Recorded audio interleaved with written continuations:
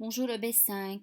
Aujourd'hui, nous allons identifier le complément d'objet direct et ses natures. Nous aurons besoin de notre livre à la page 182. Commençons par la lecture du Je lis et je réfléchis. Balle arithmétique. À la 1, je surprends la lune. À la 2, je la coupe en deux.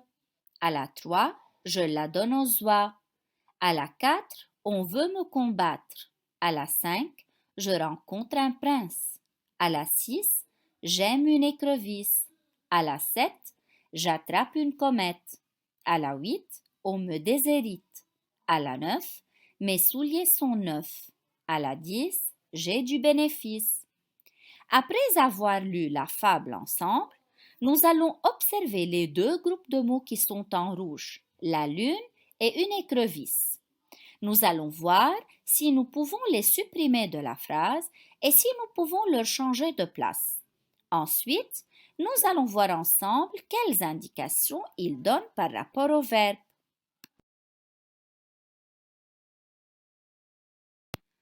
Analysons la phrase suivante ensemble. Le garçon aime une écrevisse. Le noyau de la phrase, c'est le verbe aimer. Il est un verbe d'action. Qui est-ce qui aime? C'est le garçon qui aime. Le garçon est le sujet du verbe aimer. Et comme vous le savez, le sujet est toujours placé entre c'est et qui au singulier et ce sont et qui au pluriel. Le garçon aime quoi? Qu'est-ce qu'il aime? Il aime une écrevisse.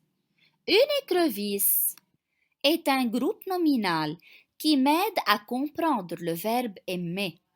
Je l'appelle un complément du verbe parce qu'il complète le sens du verbe. Ici, il me permet de savoir ce que le garçon aime.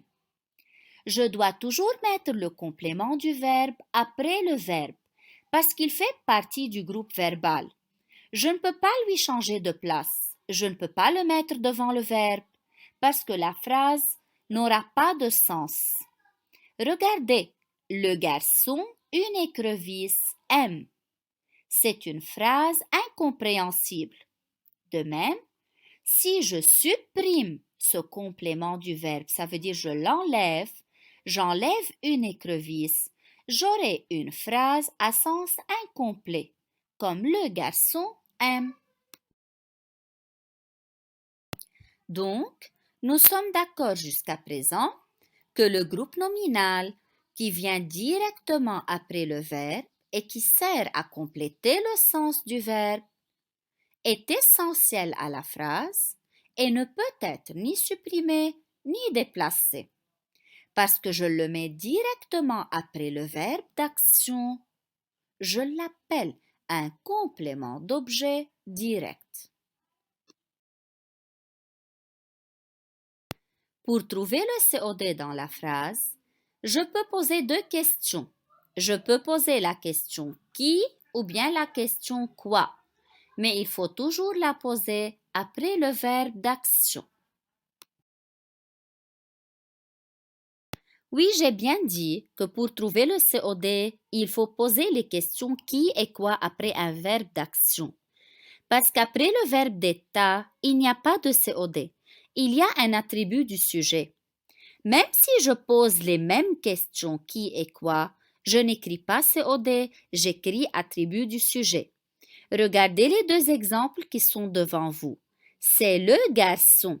C'est qui? Le garçon. J'ai posé la question qui à partir du verbe. Mais le garçon n'est pas un COD. Il est un attribut du sujet parce qu'on a est qui est un verbe d'état. Et dans le deuxième exemple, je dis c'est quoi? La lune. La lune est aussi un attribut du sujet c'est apostrophe. Le complément d'objet direct peut avoir plusieurs natures. Il peut être un groupe nominal, comme j'attrape une comète. Une comète est un groupe nominal COD du verbe attraper. Un nom propre, comme Tom suit qui? Jerry. Jerry est un nom propre COD du verbe suivre. Un nom commun, comme Marie et moi aidons mamie. Marie et moi aidons qui? Mamie. Mamie est un nom commun COD du verbe aider. De même, il peut être un verbe à l'infinitif, comme il désire quoi? Quitter. Quitter est un verbe à l'infinitif COD du verbe désirer. Il peut être aussi un groupe de l'infinitif. Ça veut dire un groupe de mots qui commencent par un verbe à l'infinitif, comme prendre le bus. Enfin, il peut être un pronom personnel, comme tout le monde le voit. Tout le monde voit qui? Le. Le est un pronom personnel COD du verbe voir. Avez-vous remarqué quelque chose dans le dernier exemple? Tout le monde le voit. C'est vrai, le pronom personnel COD n'est pas placé après le verbe. Il est toujours placé avant le verbe d'action. Parlons un tout petit peu des pronoms personnels COD, qui sont le, la, les et l apostrophe, qui représentent des personnes ou des choses et qui sont toujours placés devant le verbe d'action. Nous avons aussi me, te, nous et vous, qui représentent des personnes. Faites attention, le me et le te se transforment en m apostrophe et t apostrophe devant un verbe qui commence par une voyelle, comme il m'aime et je t'aime. Nous savons déjà que les pronoms personnels COD remplacent un nom ou un groupe nominal. De même, ils se placent toujours avant le verbe. Et puisqu'ils sont des COD, alors ils répondent à la question qui ou bien quoi. Regardez le premier exemple.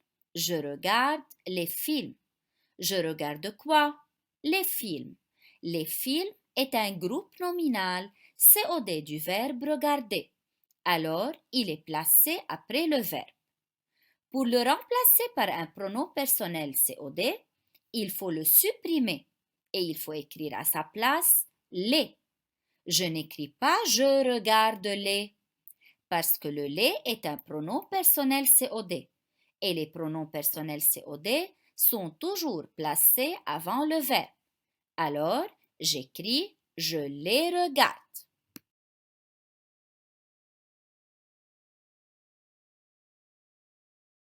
Devinez quoi?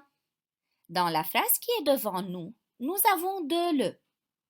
À vous de savoir lequel est un déterminant et lequel est un pronom personnel COD. Rappelez-vous, le devant le verbe est un pronom personnel COD et le l'aller devant le nom, ils sont des déterminants, des articles définis.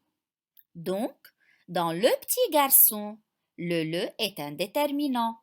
Il détermine le nom garçon et il est comme lui au masculin singulier. Quant au deuxième le, qui est devant le verbe tirer, il est un pronom personnel COD. La phrase initiale était le petit garçon tire son cartable derrière lui. Il tire quoi? Il tire son cartable. Son cartable est un groupe nominal COD du verbe tirer. Il a été remplacé par le pronom personnel le. Donc le a pour référent son cartable.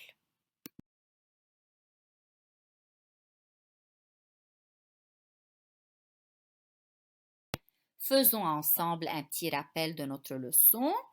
Donc, le COD est un complément du verbe. Il est essentiel à la phrase et il fait partie du groupe verbal. En général, le COD est placé après le verbe, sauf s'il est un pronom personnel. Il faut le placer alors avant le verbe. Le COD peut être un groupe nominal, un nom propre, un nom commun, un pronom personnel, un verbe à l'infinitif et un groupe de l'infinitif. À bientôt!